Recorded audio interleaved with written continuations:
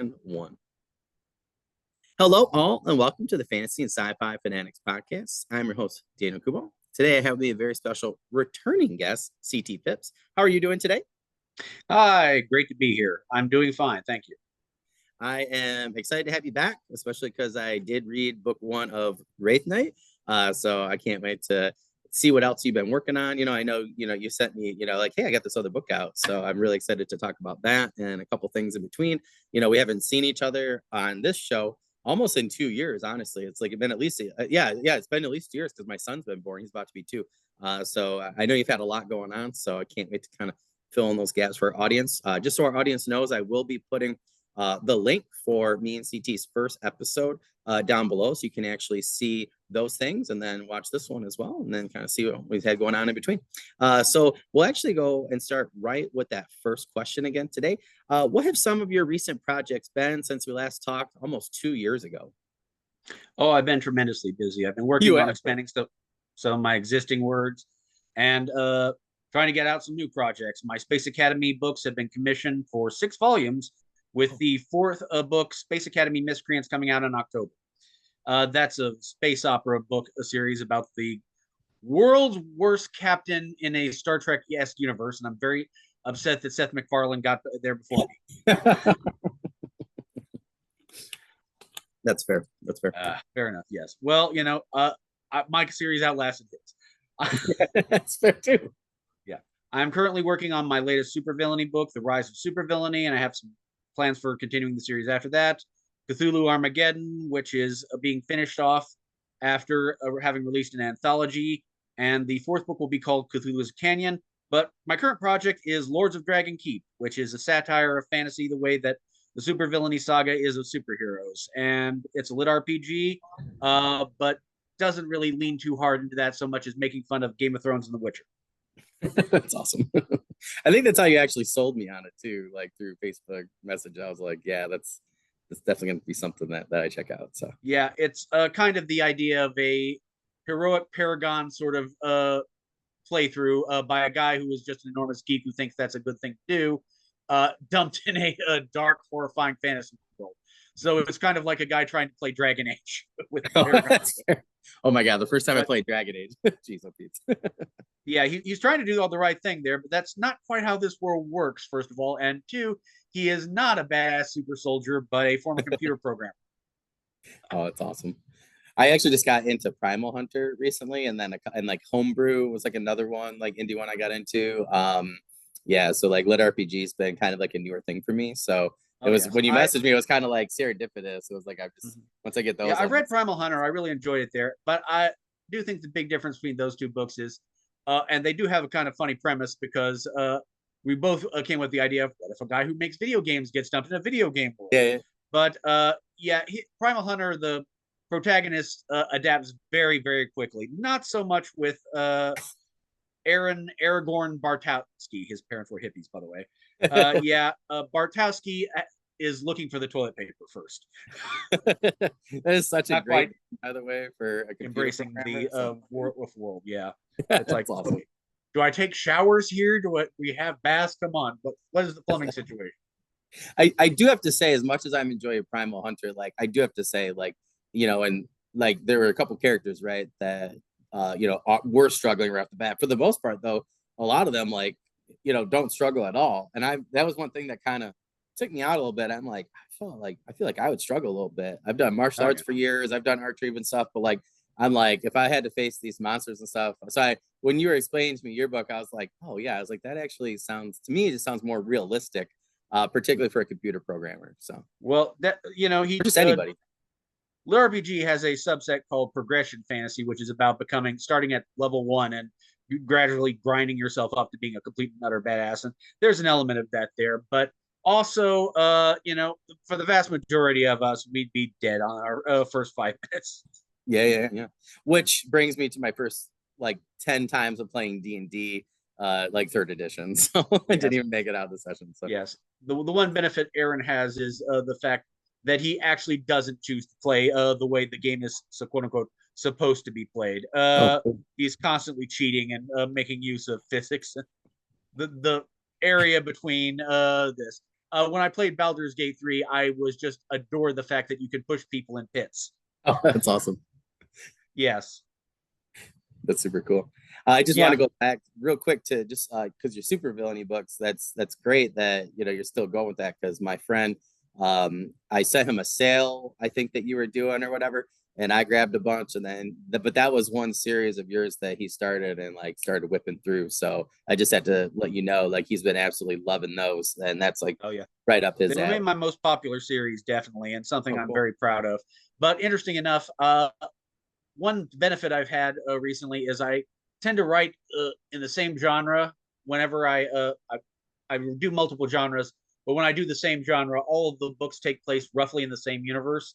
So Hmm. I've combined the most of my books that take place in the same universe into singular series. So I now have the United States of Monsters series, which is all my urban fantasy books, Future Punk, which is my cyberpunk books, and Gary's books are just all himself anyway. So I got three universes now, kind of.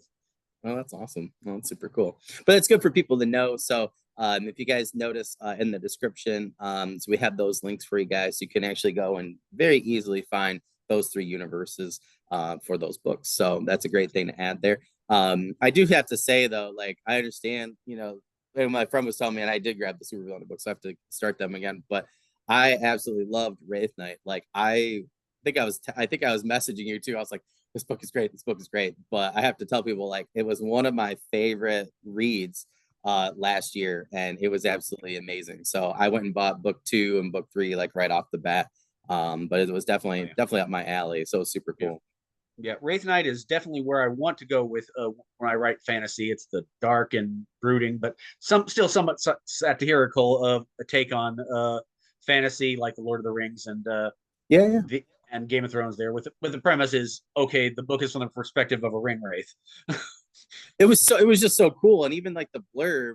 So if you guys check out that like Wraith Knight and the books in the description, but like and I love the covers, like it pulled me in, and the blurb just had me instantly. But that first chapter was just like it just hit, and I was like, oh, what if this did happen? With like a ring wraith from Lord of the Rings, and then I just Yes. felt you did such a good job after that. With just there's so many cool like essences of so many Yeah. great Yeah. fantasy things that you took, but you did such a great job of blending it together into your own thing. It was just so Yeah. cool. The fourth book and final book in the series, will wrap it up there, will be out sometime next year. Oh, cool. Okay. Well, it gives me Yeah. some time to get caught up. Oh yeah. Well, it's one of those series that I just can't, zip through it. Obviously, there. Yeah, yeah, yeah. But I'm not no George R. R. Martin either. So let's look. That's fair. Yeah. It's like Somewhere in between. I'm taking a break to write an entirely new fantasy series with Lords of Dragon Keep. Oh yeah, I'm sure the Wraith Knight fans will be okay with that. Yeah, yeah, yeah. Well, I mean, I did start chapter 1 already, so I did enjoy it as I was going through. It was about a couple weeks ago. I think it was right after you messaged me. I was like, yeah, this sounds awesome. And I'm glad you messaged me because I didn't realize it had already come out. So I was glad to get that message. So I had started, I think, like the next night. But I liked it because it was very swarmy. I felt like, very similar to the humor that I enjoyed from Wraith Knight. And I could just tell right off the bat that it was going to be very similar, in terms of that, but just with some different characters. So, but it was definitely right up my alley. And that's another, I think, a good example for people in the audience to remember, like just because you like somebody's one series, doesn't mean you're not going to like, this other group of characters or, how they write. So I tend, if I like, like your stuff, I just bought a whole bunch of the books in different stuff. So like through Armageddon And and I stuff like appreciate that. it. So. Definitely, that should be the strategy of all my fans: buy as many books of mine as possible. There you go. There you go. Yep. I was trying to find Wraith Knight earlier, and in my queue, in my library, it's like CT Phipps, CT Phipps, CT Phipps. So it took me a minute to get down to there. But yeah, I highly recommend that for anybody that is watching or listening. Just go buy everybody's stuff on here, and it would help everybody out immensely. But I'm glad that you had so much going on. That's just really awesome. So that brings us right to question 2. Like, how do you decide which projects you want to focus your time, money, energy on, and which ones you think maybe you should shelf for later? If I was smart, I would have put my focus on chasing trends and big bucks, which meant not being a writer at all. However, instead, I let the majority of my efforts be guided by what I love trying to write. The inspiration bird is what dictates my efforts, even if that isn't always the best quality for a businessman, let alone writer in general. My first novel, Esotericism, for example, was where I thought my big success would be because it was an urban fantasy novel, and that was when it was really big at the time. Instead, I found out that it was much better off with a book I wrote, which was The Rules of Supervillainy. I wrote that as brain candy that I just couldn't get out of my head while I was writing Esoterism, planning like my big Dresden Files 14-book series. Esoterism ended on book 3, by the way. But as part of my United States of Monsters series and became the basis of that. But in Supervillainy Saga there, I just like crammed in joke after joke after joke there with the idea of a guy who always wanted to be a supervillain, kind of like that Henry Hill Goodfellas quote. As far as I can remember, all I wanted to be was a gangster. You know, in Gary's case, it's as far as I can remember, all I wanted to be was a supervillain. He grows up in the Gotham City kind of place, and you know, by chance, he gets superpowers from not Batman's magic cape. He's like Batman, Doctor Strange, the Nightwalker, and from there he just wrecks everything because he has such an incredibly bad idea of how supervillains work. Yeah, you know, more the mischievous anti-hero kind of thing there than the actual psychotic serial killers that it turns out they are in his hometown. And another interesting thing is, in addition to the urban fantasy series and Supervillainy Saga, I mentioned Future Punk, which is my cyberpunk series. And you know, even if the video game has finally been made more or less bug-free, cyberpunk is something that doesn't sell. And if you tried to jump on that bandwagon, you're about 40 years too late. And in my case, Future Punk is 3 trilogies of multi-generational story. The first one, Agent G, is about an assassin who witnesses the transformation from our world into the beginning of a cyberpunk dystopia.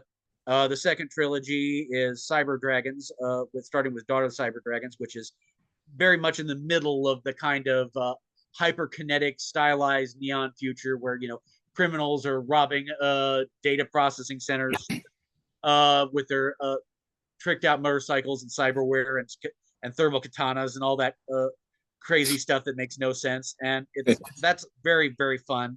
But again, it's like just 30 years after the first trilogy, and there's connections between them. And the third one is called Moon Cops on the Moon, which is the most silly there. But that's actually after humanity has contacted aliens and the cyberpunk world is dying out because the aliens are nicely fixing our environment and all this other and opening up new commercial stuff and, you know, making everything better. So all the crap is now just on the moon, where that's the slum of humanity. And our protagonist is a not quite dirty cop that gets assigned there with his talking dog, who's a corgi. And I'm because if you're going to do cyberpunk, you might as well just be ridiculous with it. Yeah. Well, I think it was a great choice. Oh yeah, that's one I keep forgetting. I got to go back and grab from you on Kindle. My friend grabbed that. He said he said it was absolutely awesome. So yes, and you know, throw in the Cthulhu and all my other books there. It's like I had an idea for a book. I'm going to try and write down as much as possible, and if I'm lucky, I'll pass the halfway point where I have to finish it. And if I'm unlucky, I'll lose interest, and it's like, well, that book isn't getting made. Maybe like, you know, 5 years later, I'll be like, okay, I'm reading this. I'm like, okay, I can finish it. Yeah. I definitely know that feeling. I have like 12, like Herb and Stewart and Glass Me. I was like, I have like 13. I think that are halfway like done with a rough draft. I could probably just, you know, do 40,000 words next couple of months if I really wanted to and bust it out. But I like how you said like inspiration burn. I think that's me, is like I have a certain amount, right? And then I need to kind of take a break and then I go back up. And I know it's not the most efficient way, but it's like otherwise I just don't write at all. Like right now I'm like struggling with a couple issues that I have to fix in a chapter 1, and I'm about to be done. But yeah, like I have like a chapter and a half I have to fix for the rough draft to add to my 5th draft, my novella, and then I have to go and just add the developmental notes for the other things and change a couple. But it's not that much, right? But it feels like it's forever with this one chapter. I just can't seem to get down. I think I'm about to skip this weekend, you know, fix the other, add the one last one I have to do. But it is that inspiration burn, like you said. I think it's hard. Otherwise, I just don't write. You know, I don't want to. So. Interesting enough, there, Stephen King addressed this in his book on writing, which is, since we have such a large indie author audience here, if you have nowhere to begin idea about how to be a quote unquote writer, buy that book or rent it or whatever from the library or whatever, and you know those still exist, and read on writing, because it does just get really into the nitty gritty of it without being all technical, just sharing the most basic kind of thing there. One of my favorite chapters is one that I always refer to, which is called Stephen King talking about the milk in the refrigerator effect. And Oh, the trick for Stephen King says to write something is whenever you are writing something, it's like sticking food next to your milk in the refrigerator. Somehow, even though it makes no sense, your milk will taste like it. And I don't know about that urban legend there, and I don't know. But what he was basically saying is, if you want to write in a genre, you need to just surround yourself in the genre for X amount of period, and that will keep your juices flowing there. You're not stealing from any of these shows in the genres there, but your mind is in the zone. And how that works for me is, if I want to write the cyberpunk, I just like, okay, Ghost in the Shell, Akira, uh, Johnny Mnemonic, Matrix. Watch all those movies, read the comics, play the video game, and you're like, I'm writing books like what I'm currently enjoying. Yeah. Or I'm writing in response to these kind of things. Like, that makes no fucking sense. I will write something. I will lampshade how my character thinks. Well, using a katana against a bunch of cyborgs is utterly stupid, but some people just keep on trying to do it. Yeah. No, that's fair.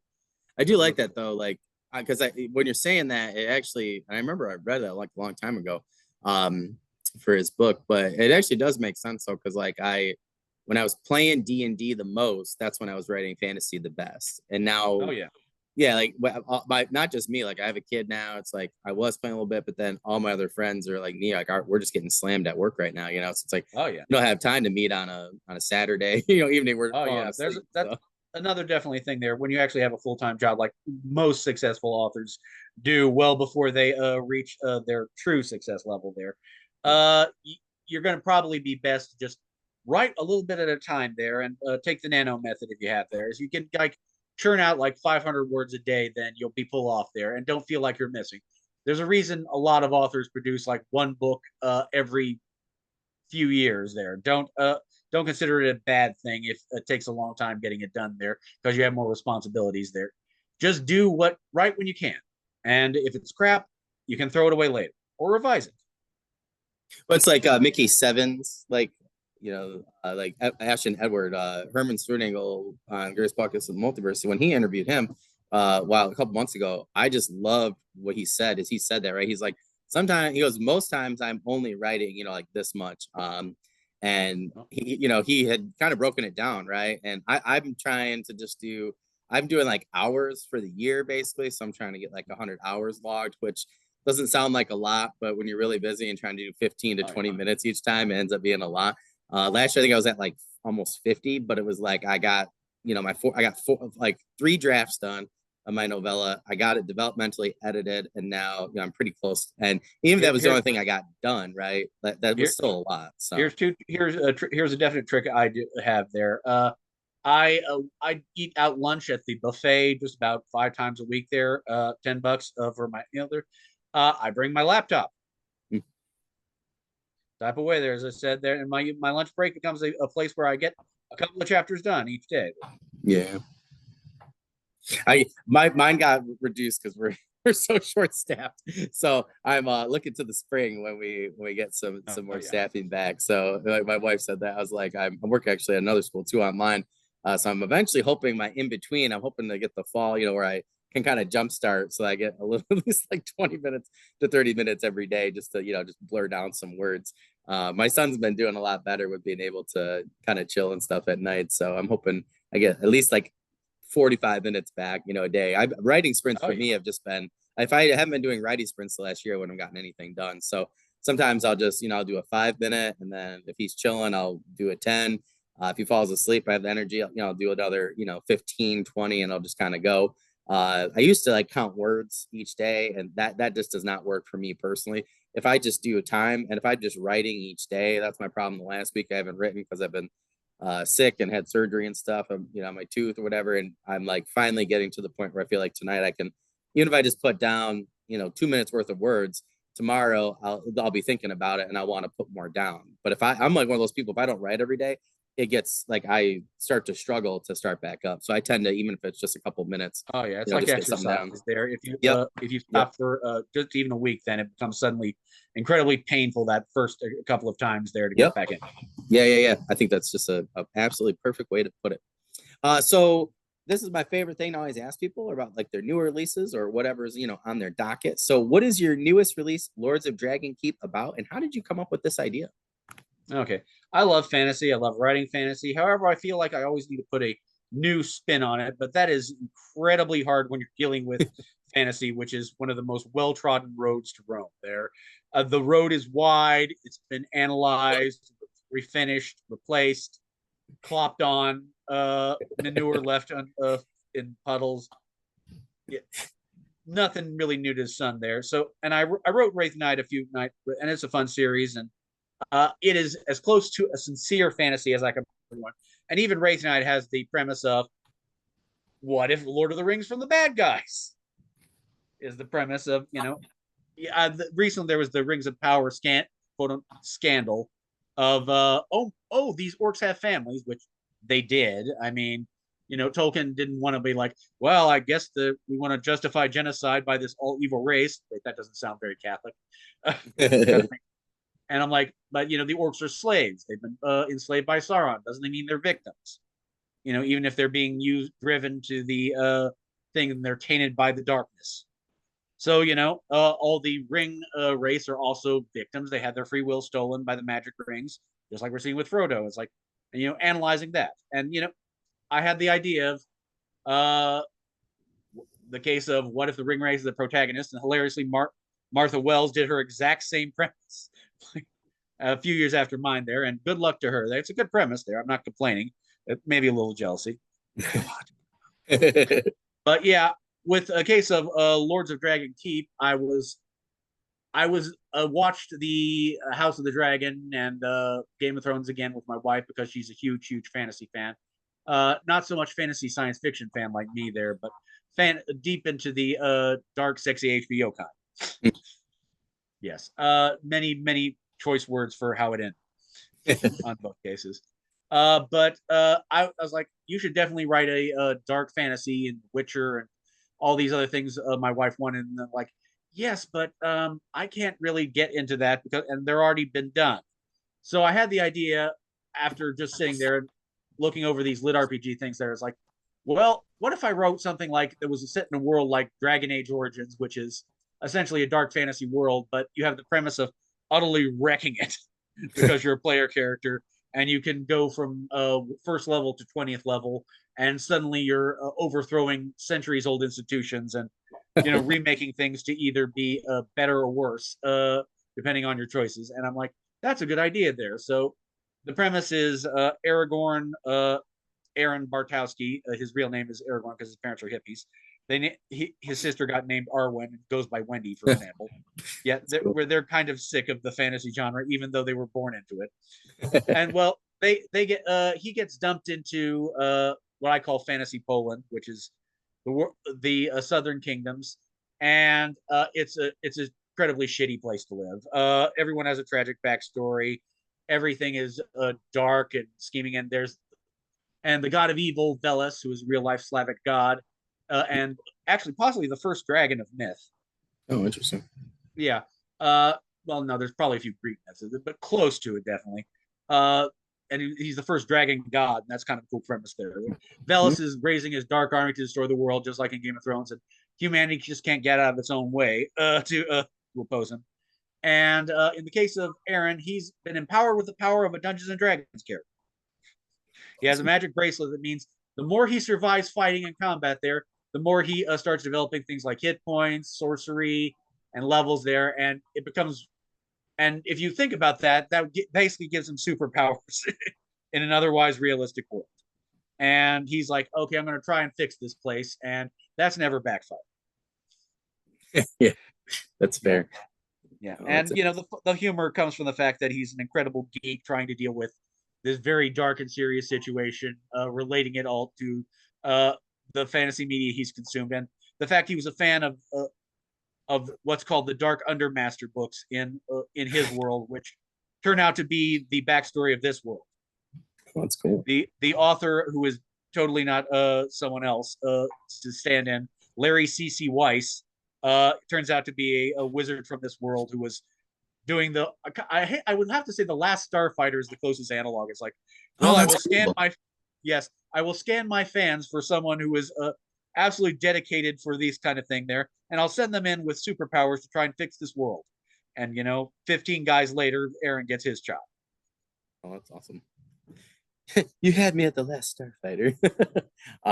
No, that's super cool. Someone said recently, like, you're gonna do a remake. I'm like, please don't. Like, just I'm like, it's an utterly, I think there are, if they do a remake, they'll probably just remake Armada, which is oh yeah, was the Last Starfighter, as done by the guy who did Ready Player One.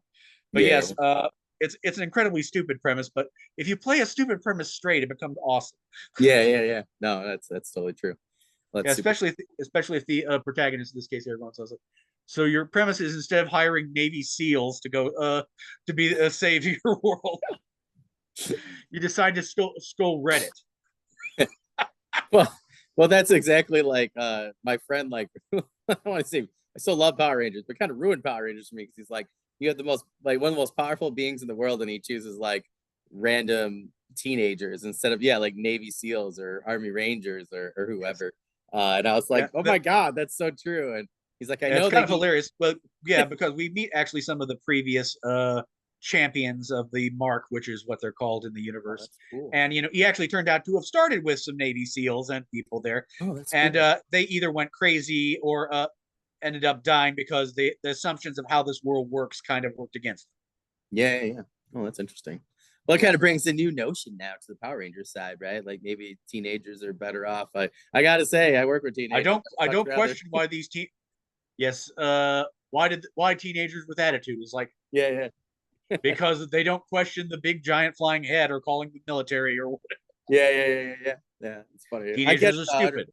Yeah, I'd rather work with teenagers. I do rather work with teenagers, even if they drive me crazy like today, than work in an office with adults. No offense to adults, but they tend to make better decisions, which is kind of crazy.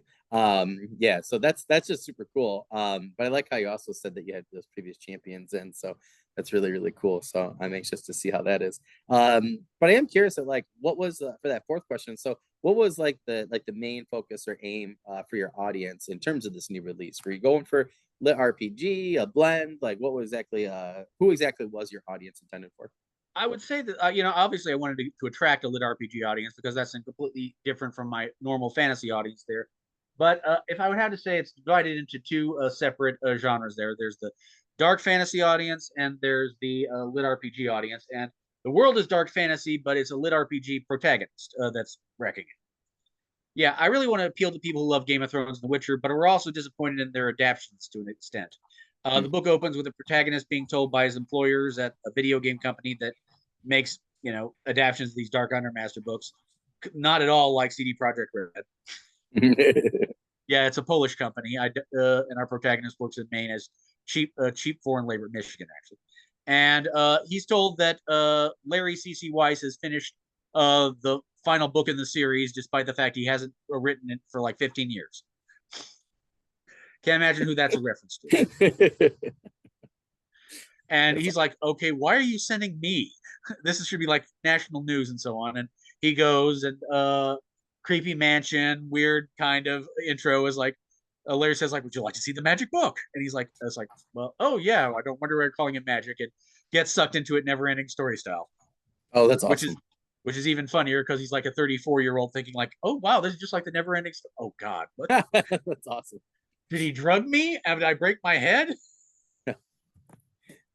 Not prepared to relive that trauma today, but Oh yes, and except instead, this is the R-rated never-ending story with zombies. Oh, nice. and that should definitely be a tagline on something. Yeah. That's really awesome. Well, obviously, like you found your audience. Like I loved Wraith Knight, but I'm getting into it RPG, and I love like level progression fantasy too. Has started to really pique my interest. I've had quite a few people, I'm a martial artist, they're like, why haven't you done this yet? And I'm like, well, I didn't really find a good way for it, but I'm starting to think like, oh, I have a couple of ideas now. But lit RPG can either be done, not the fact that you have things like levels and magic and universe there, or you can make it part of the story, and there's no real bad way of doing it there. That's And in fair. the case of my book, I just have the humor value of this one guy who does have magic that functions essentially like Dungeons and Dragons, and just how weird and off-putting that can be there. Yeah, yeah, yeah. No, that's And fair. again, once you have hit points and you're a few levels up there, you have effectively become Captain America.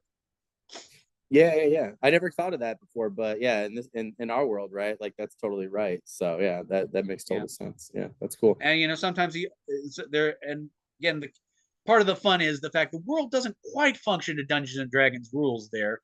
Yeah. It mostly does there, but Aaron exploiting the edges of it is what makes a lot of fun, because at one point the villain, god Velis, just is like, okay, there's another one of these idiots from the other world there. Just send my biggest, baddest guy to kill him at the start, just like a normal person would with there. And Aaron's response is to just push him off a cliff. Oh, jeez. Yes, just, and that works. Oh, that's cool. What kind of He's makes you not think standing back there to to, fight. yeah, yeah. It kind of makes you think back to like Beastmaster, or not Beastmaster. Well, yeah, like the second Beastmaster, right, where he gets transported here, and then they're doing all things, or like Masters Universe, right, where Elf comes here with everybody. Yeah, there's funny a thing there. Larry C.C. Weiss actually has given Aaron an advisor. Basically, he's bound the spirit of the previous champion who died horribly trying to accomplish all this to a raven, and that guy just has nothing but griping to do, and that's awesome. And occasionally bits of advice there. Yes, John the Raven. Yes, he got chosen just because he has a bad choice of name there, because his name is John Snowman. That's awesome. It's like, that sounds like a hero's name. And John is like the most useless video game helper of all time there, because it's like, yeah, I'm a raven. I can't masturbate. I feel like I'm still attracted to human women. It's really a hellish existence there. I would ask you to kill me, but I wanted you. I'm vaguely hoping there's a cure for me at the end of this. Yeah, yeah. Well, I always feel bad for Bob, right? Like, I mean, by book 7 or 8, and the Dresden Files, I'm like, poor Bob. Like, he's just doing his thing. Like, that there's a very lot of similarities, because like I've kind of implied that John is horny as hell. Okay. Yes, it's like it's like, okay, and it makes the constant never-ending cracks that really are not helping Aaron. Like, have you ever noticed that female monsters are always incredibly hot while the male monsters are awful at this point? It's like this is written all by a bunch of horny old dudes. Yeah.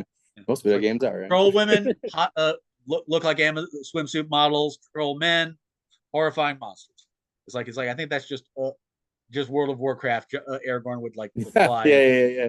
And then he's like, no, man, seriously, the myth. Look at the back of the Greeks. All the hot female monsters, and then there's the Minotaur.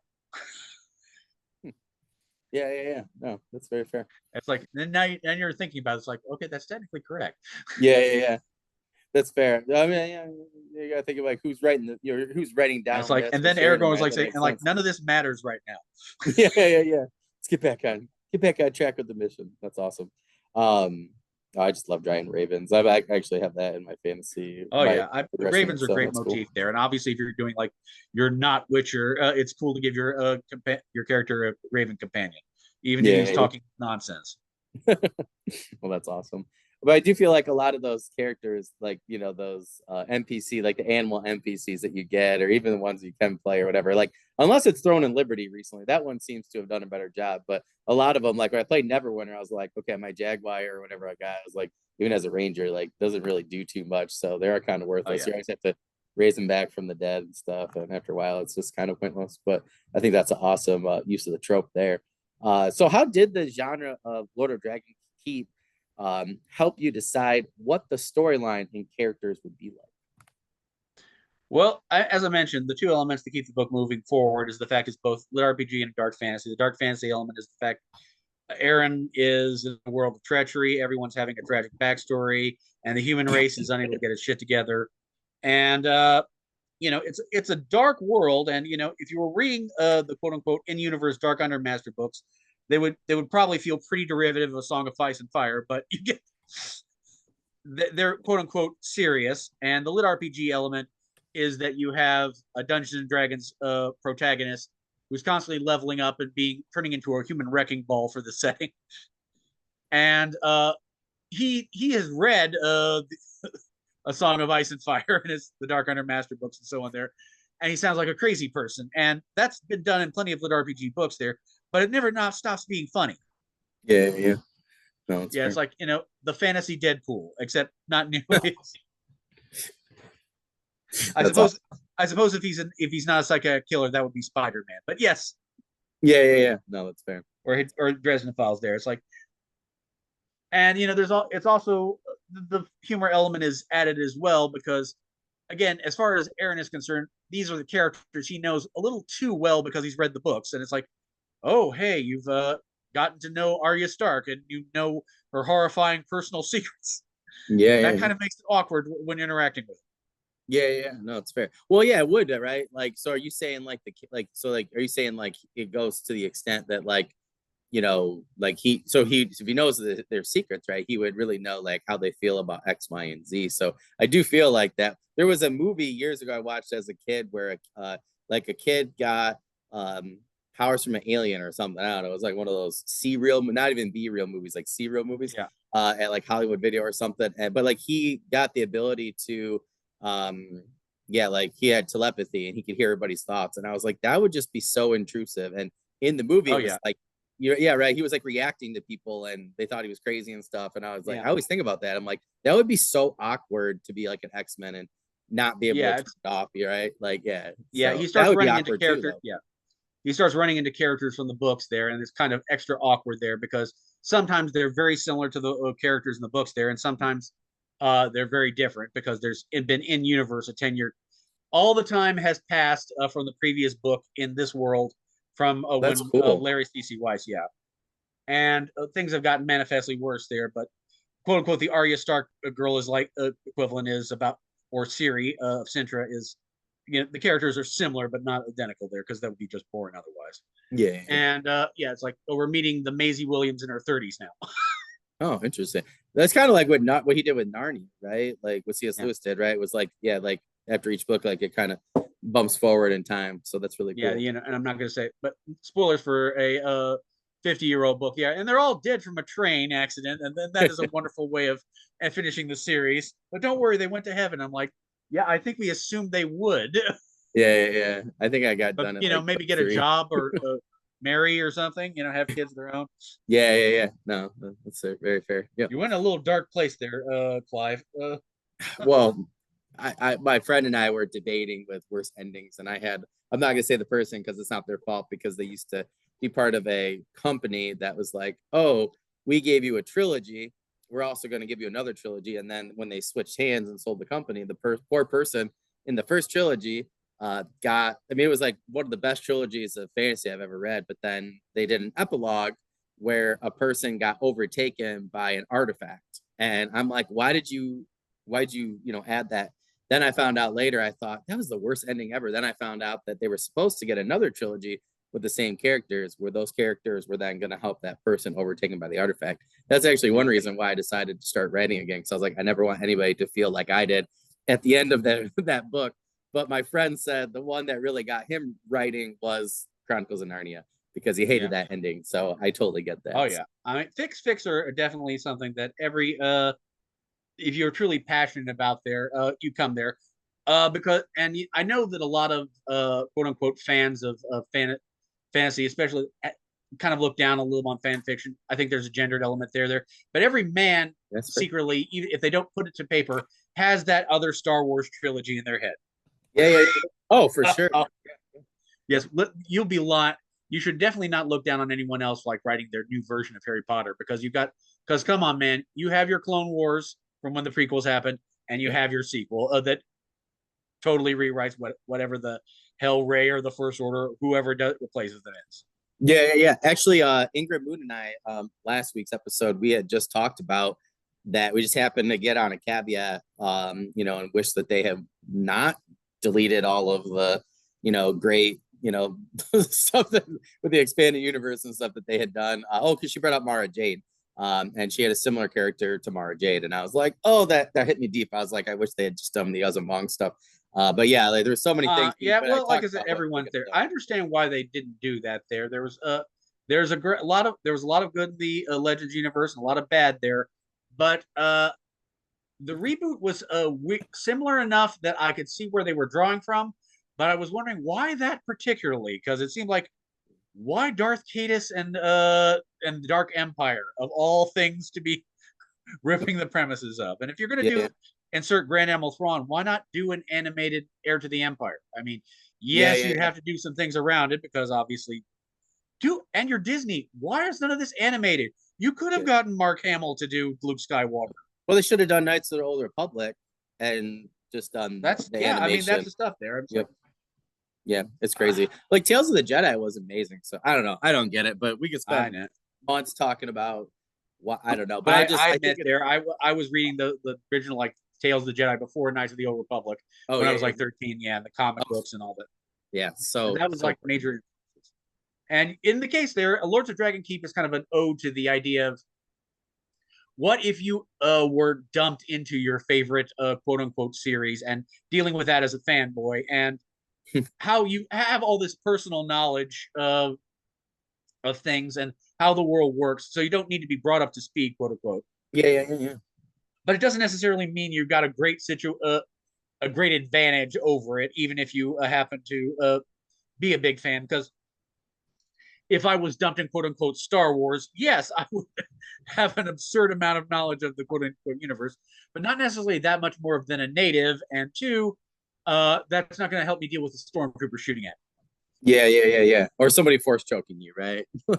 Yeah, and that's the essential premise of Lords of Dragon Keep. There, if divorced of all the specifics, it's the story of a guy being put in his favorite fantasy world and the ups and downs that mean. It's exciting, certainly. Oh, there's this fictional crest when I'm 14, and like, if I mention that, I'm going to come off as an enormous creep. Yeah, yeah, yeah, yeah. Yeah. It's like, hey, I used to have a poster of the girl who played you in the HBO series. Yeah, yeah, yeah. No, that's fair. Or even you might even slip, right, and say something, and then somebody like, like if you're talking to Han Solo, right? Like he's not exactly the most trusting person. So if you slip and you're like, I know you shot first as like a joke, right? And Yeah. I would have trouble not saying that. And then he would be like, what are you talking about? And immediately think you're like an Imperial or something. And who Oh knows yeah. after that, right? He has shot Oh first yeah. before, so maybe he does it again. Mm-hmm. Yeah, that's a really good point. I like the interaction with the world. I think that's really Oh cool. yeah.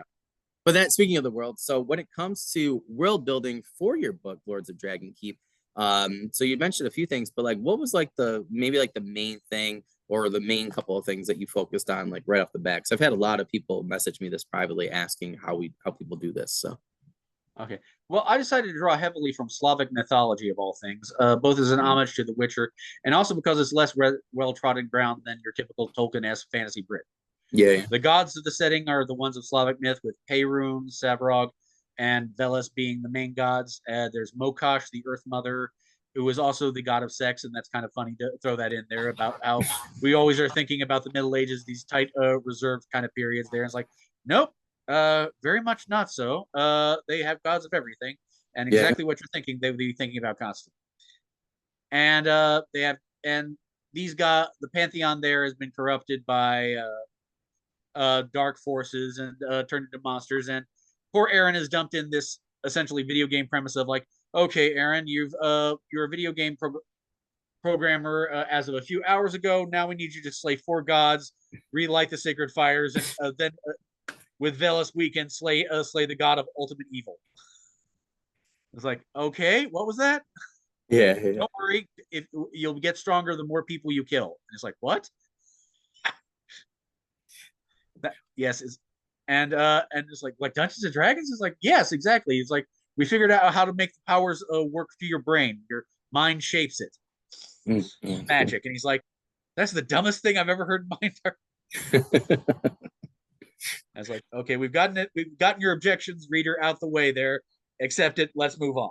yeah, yeah, yeah. That's fair. And part of the humor of the Dragon Keep is the characters are archetypes, and this point, and one of the main characters that meets John's two main, sorry, Aaron's two main companions are John the Raven, who is a guy who had Aaron's job until about a couple of weeks ago when he got fried by a dragon. And rather than going on to whatever afterlife exists in this world, there, Larry C.C. Weiss uses his magic to turn him into a raven, and says like, okay, tell Aaron everything you did, and then tell Aaron to do the opposite, because you were utterly terrible at this. Yeah. I could Yeah, see where and you'd be a little smarmy becoming the Raven and maybe not be yeah, so it's like, at times. yes, I'm your ghostly companion there, and Yeah. it does, and it's there's definitely a bit of humor about video games there, because the joke is Aaron is incredibly invested in the story and world building, and John just ignored all of it to just flap around. Yeah, he's like, he was pursuing. There's a in-universe collectible card game called Quiffle, and like the card, everyone apparently plays it because, of course, like The Witcher, and he apparently spent his year there trying to collect all the rare cards rather than fight evil. He's a side quester like me. There's nothing wrong with Yeah, that. and yeah, it's definitely collectibles and side quests.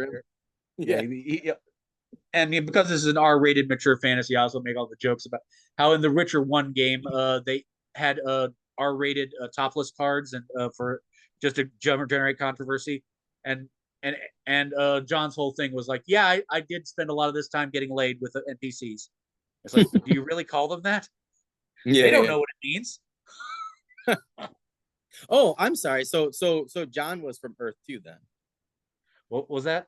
Did you say John was like, so his character was like from Earth as well? Oh yes, the Oh, joke okay. is that Gotcha. yes, the joke is there's actually been many champions before, and unlike the world doesn't reset, these champions have just failed continuously.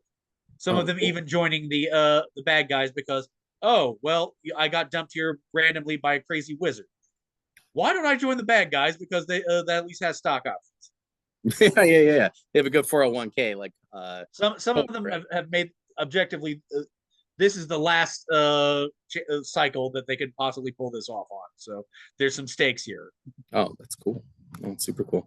And I Yes, was just curious, why'd you go with the? So you said right, like maybe the Slavic gods went with the, based off of like kind of like The Witcher and stuff.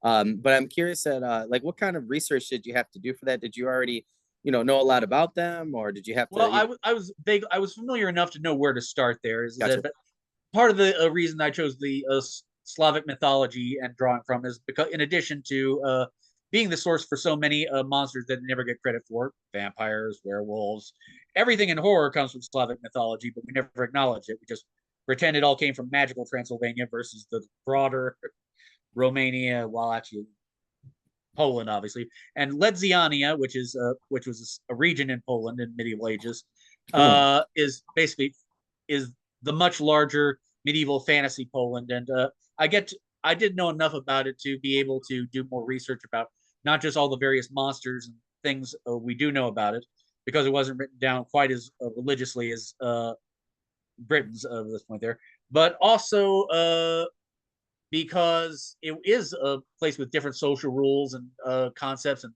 understandable. Part of the fun with fantasy Poland is the differences in how the nobility interacted with the peasantry and all the stuff we have again from years and years of ripping off Tolkien and historically and Game of Thrones. And in Poland, for example, the nobility isn't like 1% or less of a half of 1% there, and few filthy peasants there. It's like 10% of the population. So well, in practice, that just means there's a lot of dirt poor nobles there. It also means that it's a little more down to earth sort of place compared to the snottiness you get in other settings. yeah, that's cool. Yeah, and Well, Aaron's one more character I wanted to mention was yeah. Aaron's other main companion is Anya Rose, who is I mentioned the Ciri and Arya Stark kind of figure. She's 30 years old now because again it's been 15 years in universe, and things have just been getting so much worse that we're about ready to leave a Game of Thrones and her Dark Souls. I think, Oh, wow. which is the utterly fucked fantasy setting. Yeah. So the on a level of 1 to 10, you start at Middle Earth and you move to Game of Thrones, and and by the absolute end is Dark Souls. Oh, that's crazy. Well, Anya's an assassin and trying to and very dark, serious sort of person. And of course, the humor is the fact Aaron had a crush when he was 14, and the actress was 14. Hmm. So he gets a little tongue tied around her, and And John is like, my God, dude, you're 30 years old yourself. Why are you simping for a fictional character for John? Yeah, It's yeah, like, yeah. listen, man, if I met Mary Jane Watson, I would feel the exact same way. Yeah, yeah, yeah. No, that's very fair. Spider-Man's girlfriend, yeah. Yeah, yeah. No, I feel like Yeah, that's it's like, fair. and and his relentless positivity contradicts her very dark and grim view. And she also is one of the few people in the setting who has figured out that yes, people from another world are being dumped here by a wizard with incredible power and just the weirdest fucking things they're coming out of their mouth. Yeah, yeah. That's another source of humor. We need someone to be the straight woman. Yeah, yeah. I like with the wizard though, where you said like with all the power and none of the responsibility, right? So going Yes. back to Spider-Man. Oh yeah. So I just was curious for that seventh question as we're wrapping up here. So like, what are some marketing strategies that you tried with your books, within the last couple of years? And I'm just kind of curious, like, what has worked best for you? I get asked this all the time. So Well, it's marketing for indie books is a moving target, and unfortunately, you're going to find no magic bullet there. What works for one book series is not going to work for another. A lot of it is timing there. My friend Dirk Ashton wrote the Paternus series, which were his fun books there, and the only thing that I can say about him is he had the right genre and audiobooks at the right time, so that Amazon keeps putting him in the sales there, and that has made him as best selling as any traditional publisher. Yeah. Same thing with the Rules of Supervillainy. Benefit from the fact that I wrote that I managed to churn out my superhero books right before the MCU started taking off. And again, if you can get audiobooks and pay for them, it's good there. But even then, the market will always adjust. So if you get on the ground early, by the time you want to catch up to where you are, it'll have already moved on to the next thing. Yep. Yes. Kindle Limited sometimes works very well. Kindle Limited doesn't. Ads sometimes work very well. Sometimes they don't. Giveaways can be extremely useful, but that's only if people actually read and review them. Yeah. So, my best remark is just write something that you generally are happy to have in existence and you read yourself as the first marketing tip there. And from there, it's going to be a lot of legwork sharing it. And you're going to beat to a lot of people who are like, oh, you're just trying to market your book. Shut up. Yeah. Which is crazy because if you actually wrote a book yourself or created a product, you'd be like, yeah, I want some. I'm like, the whole point is this. I think one is for there's also people that are obnoxious about it too there. So try and be part of the community. Try and talk about things other than your book and see follow the rules as you can about promotion and see if anyone does. But basically, you got to go build yourself a fan base and hope that they will do the work for you about saying, hey, I like the Rules of Supervillain. Try and do interviews. Try and get reviews from people other than people you know. Well, I just want to point out, like, for my podcast group, like if you guys go in the description and click and you do have something that's fantasy, sci-fi, horror, or reference book, game, whatever, as long as it's, within the three categories. I always put horror in with fantasy and sci-fi because it's always got fantastical or sci-fi elements to it. So, and otherwise my podcast name would have been too long to fit anywhere, including Instagram. But I think it's just interesting to tell people constantly, I'm like, please come into my group and you can just share your stuff. I have one piece of advice that is actually absolute, though. Perfect. This is something that every indie author. Yes. This is the one piece of advice that will not necessarily make you famous, but it will save you some money. No, there are everyone who contacts you about reviewing your book for cash or releasing it to their 1 million subscribers, 1 million followers. Every person who contacts you out of the blue on your Facebook saying like, hi, are you an author? I am an author too. Would you like to talk? Yes, out of random strangers. These are all scams. Every one of them.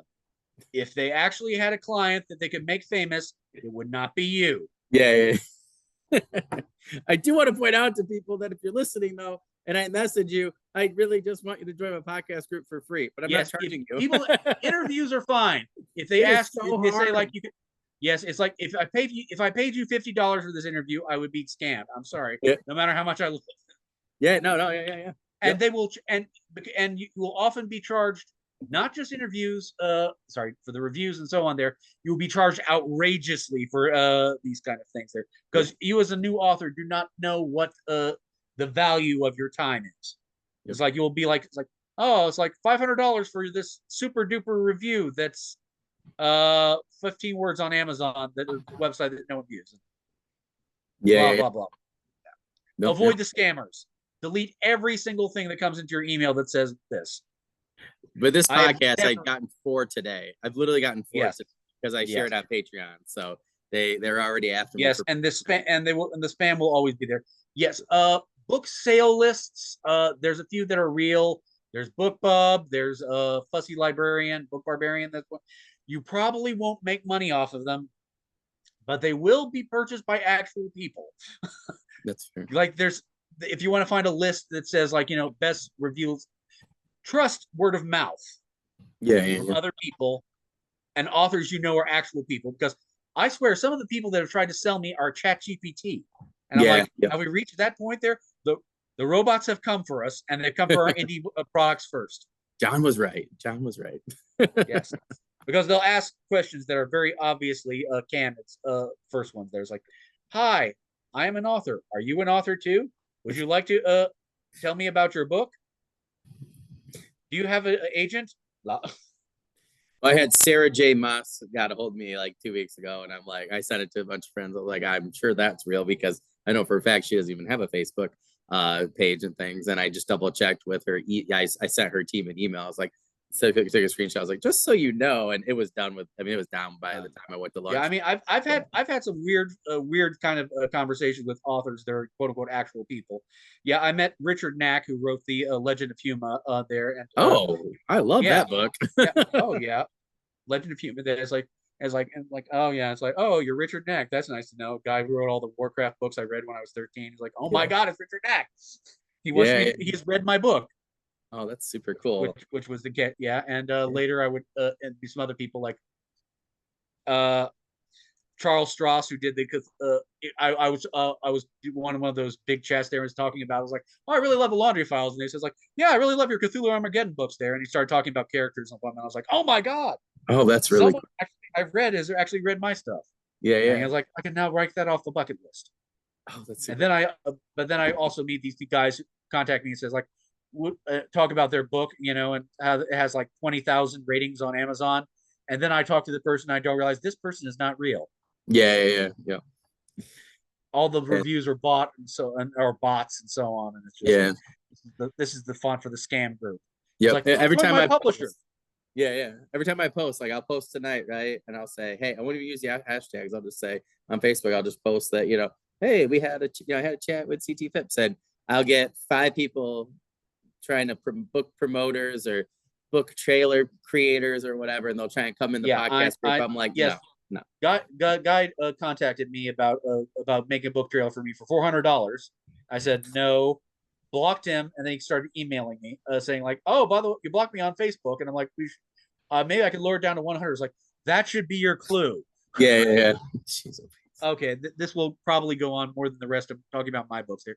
I appreciate authors being able to advertise their stuff there, but you have to be personally interactive with the rest of the group. And I wish we could do more things like where it's interactive. It's like, this is what my book is about. I'd like to talk about it. I think you'll enjoy it. Yeah. That's but, there's always the hinge of desperation too, and I understand that too. I've had that feeling. That's where I'm trying to, like, with my group, like I just been so slammed with work, and then I'm trying to get this 5th draft out. Like now I'm like, okay, I got to hit January.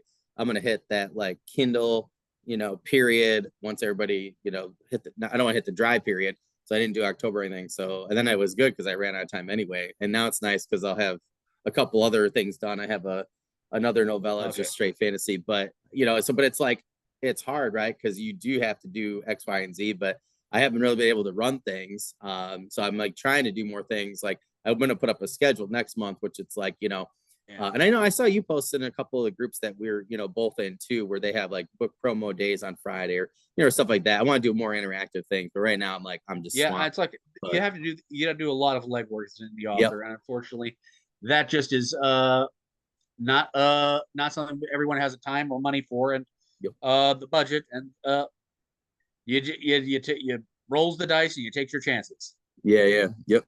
You got to go keep your expectations small and be happy when you exceed them. Yep. No, totally.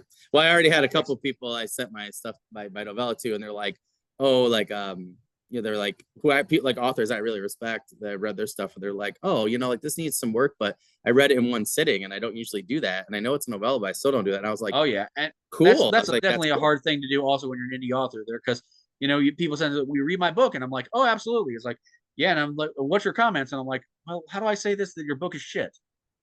Yeah. I mean, it's like, I mean, plenty of times, it's like, everyone's thinking this is deeply heartfelt and something at this point there, but you need to write 100,000 words before you can start saying you actually know how to write. Then you write again, you got to delete that 100,000 words and write another 100,000 and so on there, and eventually you will be able to there. And if I had to give the most probable practical advice at this point there, start writing first, not professionally, but like something like Royal Road or on one of the fan sites there. Get people to help you through that there. Learn to match to the professional style, and write something you love there, and then delete it and then rewrite it. Yeah. And from there you can start selling on selling books there, and working for getting the right editor, getting the right cover, getting all this stuff that you absolutely do not want to do. And if you don't want to do that, you probably won't actually be a professional writer, quote unquote professional. Yeah. But you will be a writer, and don't disparage that. Yeah, I was gonna say Royal Road. There's a bunch of good options out there. I think people think you just have to do X, Y, and Z, but there's so many different options now. I mean, you'll on Royal Road, you'll be I have people read it there, but you're not necessarily will have people buy it even when you put it up.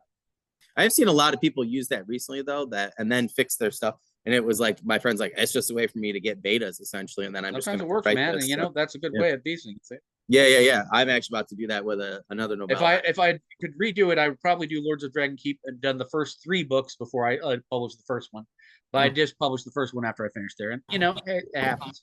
Yeah. Learn as you go, right?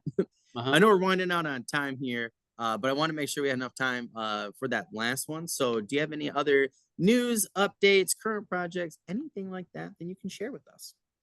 Well, like I said, most of my series have been combined together, and I told you that I have 3 now. I have some other ones like Cthulhu Armageddon books, and the Books of Cthulhu series, which is an anthology that I edit, and that's reached its 7th book now with the Book of Hastur.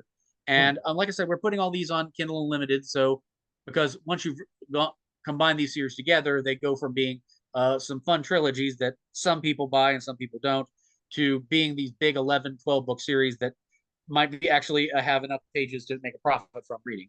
And I recommend people check out the United States of Monsters, because that's basically the world of darkness of games like the old Vampire the Masquerade, Werewolf the Apocalypse kind of influence there, but there's A, humor, and 2, all the monsters are public now. Oh, that's cool. Yeah, I have titles like I Was a Teenage Weredeer and Straight Outta Thanked. Oh, that's really cool. I think I did see that. Yeah, actually. Psycho Killers in Love. Yeah, that gives you the kind of sense of humor I'm going for there, because I am a comedy writer. And the second, Future Punk, is again very much love letters to the cyberpunk genre, but I'd always put a little twist there. The first 3 books are from the perspective of a corporate assassin, so he's the kind of guy who would normally be a villain in these kind of books there. Yeah. The sequel, The Daughters of the Cyber Dragons, is very much a heroine who would be a cyberpunk in like more traditional books there. But the joke is she's kind of really terrible about it, because she just keeps leaping into these ill-conceived actions based on her emotions at the moment. Oh, and I had a lot of fun with that one there. And Mooncops on the Moon is just RoboCop if it was even more funny and had a talking dog. That's awesome. Yes. Neil Gordon Stevenson is basically just the kind of noir protagonist, like Blade Runner, that except it's played for laughs because it's clearly just something he's doing, be an asshole. It's like, yes, the big dark city, glowing in the neon lights here on the moon, flashing flying cars, beautiful dame. She walked in. Are you narrating aloud? That's awesome. Yeah. I'm gonna have to remind my friend listen, man, it's a 4-hour drive through this traffic. I have to keep myself occupied somehow. Yeah. I was gonna say that sounds a lot like the humor for Supervillainy. So I totally forgot to remind my friend about that one. We are both we're looking at that. I think you enjoy all three of these series there, and he has a Kindle. That just means he can just borrow one book after the other. Yeah. No, it's fair. Well, thank you so much for coming on again, my friend. It was great to get to chat with you. I actually bought literally all of your cyberpunk. I love the covers, the blurbs, they're sounding cool. So I got to get through those as well real Oh soon. yeah, well if you can review any So. of them, I would definitely love it. I'm looking forward to your Wraith Knight review. Yeah. I already reviewed it on Kindle and Goodreads, but I am doing videos on each of them. I'm a little swamped right now, so I'm not able to do the blog post. I think I'm hoping to figure out a way to kind of I might do like a blog post and then do the video underneath, if that makes sense. But I'll share both. Hey man, but whenever you get to it, it's a marathon, not a sprint. That's another good piece of advice for any author. You have all the time in the world to make your book a success because it's not going anywhere. Yeah, no, that's fair. People who keep saying like the Amazon algorithm, once you publish it, you'll never get it back. It's like that's not really how it works, because the vast majority of people who publish it and think that okay, it's like in the first week it'll be make or break, and I'm like, no, because for 99% it will be broken anyway. Yeah. And there's these assholes who are like doing AI written books there and trying to churn out 100 books a day to like flood the system. I was like,